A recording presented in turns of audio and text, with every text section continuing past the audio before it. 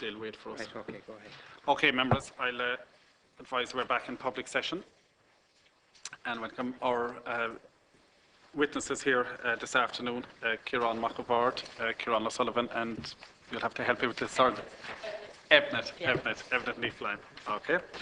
Just for the beginning, as is Maurice Ganach, as is usual here, to just draw everybody's attention to the fact that by virtue of Section 17.2 of the Defamation Act 2009, witnesses are protected by absolute privilege in respect of their evidence to this committee. However, if you are directed by the committee to cease giving evidence in relation to a particular matter, and you continue to do so, you are entitled thereafter only to qualified privilege in respect of your evidence.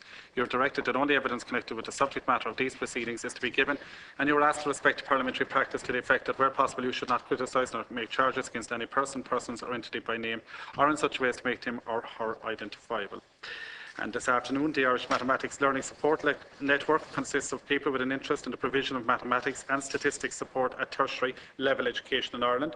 The report by the network, Student Evaluation of Mathematics Learning Support Insights from a Large Multi-Institutional Survey, was launched in November 2014. It contains valuable insights about the transition from second to third level mathematics for students across a range of disciplines and the impact of mathematical support servicing.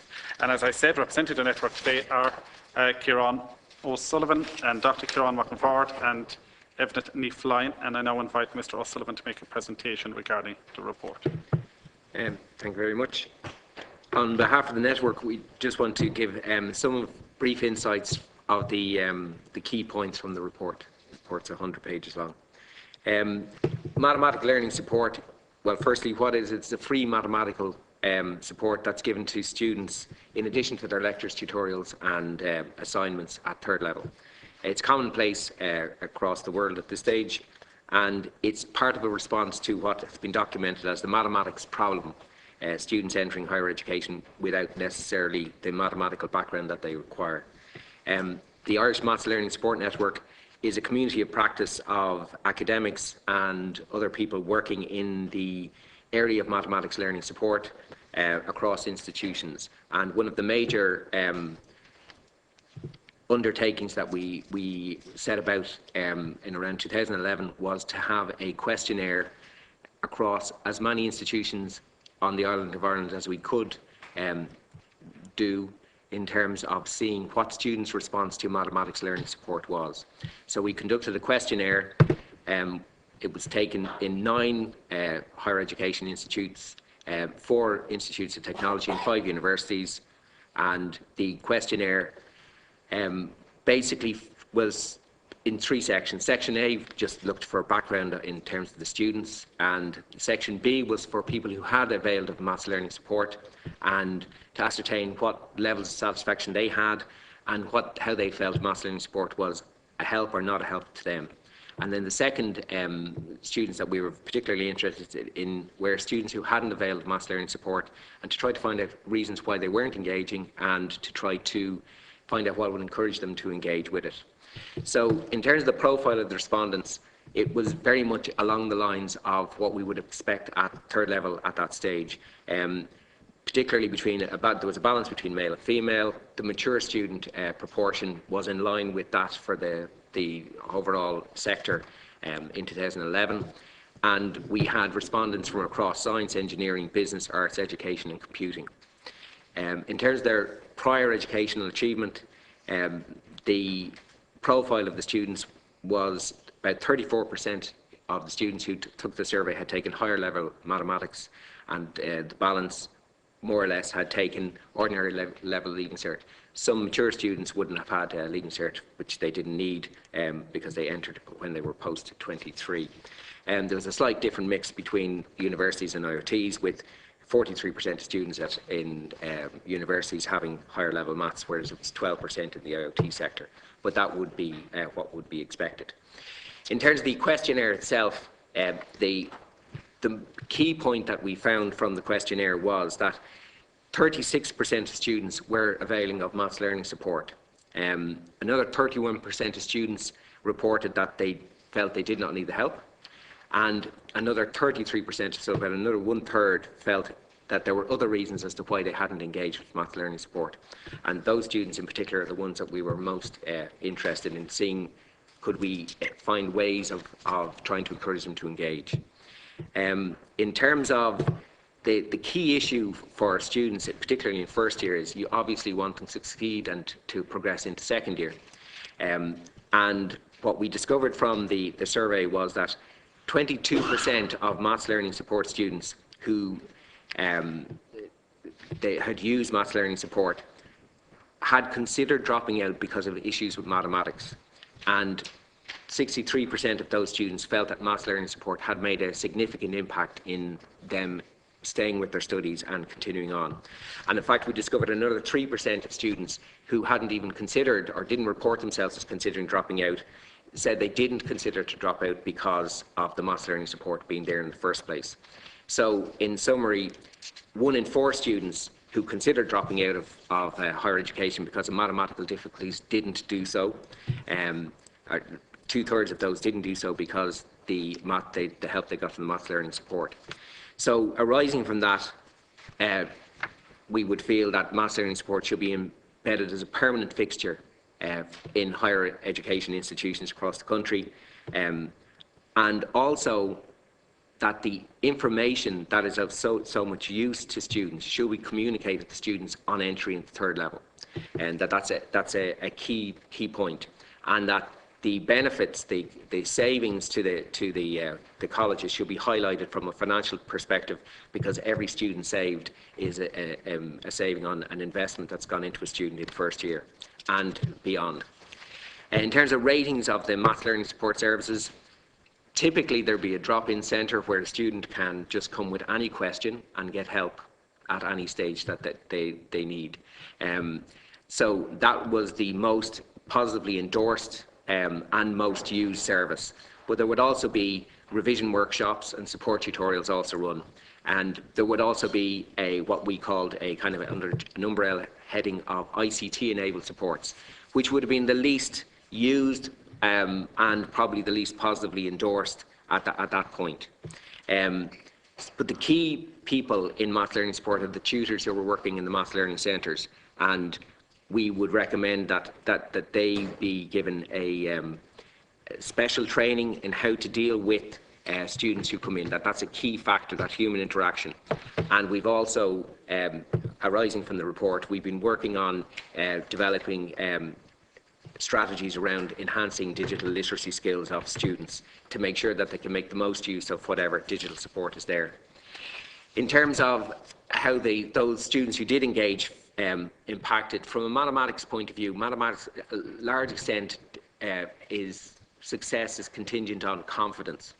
And so 56% of the students felt that their impact on their confidence, their mathematical confidence, was very high from availing of maths learning support. In terms of support, there was a similar percentage felt that the maths learning support had a very positive impact on their mathematical performance. And from the point of view of coping with the mathematical demands of the course, 2/3 of students indicated that maths learning support had been very helpful with that. And again, we would feel that, arising from that, it's very important that that information gets communicated to incoming first years, so that they know that engaging with these extra supports can have a very positive impact on their learning at first year. In terms of from a practical point of view, we would feel that it's very important that there's increased collaboration between the lecturing staff and the course providers and the people working in maths learning support to try to encourage, in very practical ways, students to avail of the maths learning support as early as possible, by simply making sure that there's an element of continuous assessment that's built in extremely early in the semester, within the first 2 to 3 weeks, to try to encourage students to immediately engage with the supports. Moving on to the students who didn't avail of maths learning support. The reasons that a lot of the students gave was that they did not need help. That was 48% of the students who didn't engage with maths learning support said they simply did not need help. But there were other issues in terms of the times not suiting and not knowing what it is. Practical issues were also ranked quite highly. About another 40% of students to 50% of students were giving reasons in those categories. which again maths learning support units can react to in terms of trying to adjust to that.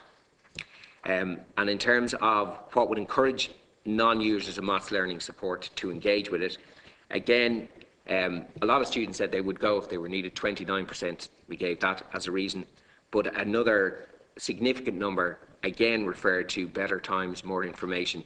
And another issue which is very important from a practical point of view, maths learning support centres can become very busy at certain times of the year, and they felt that having more resources and good locations for maths learning supports was very important. One of the things that has over the last couple of years that one or two of the maths learning centres have now been moved to within the libraries of higher education institutions, as distinct from being in a separate room, and that seems to have a very positive impact on footfall and engagement, which is a very positive thing.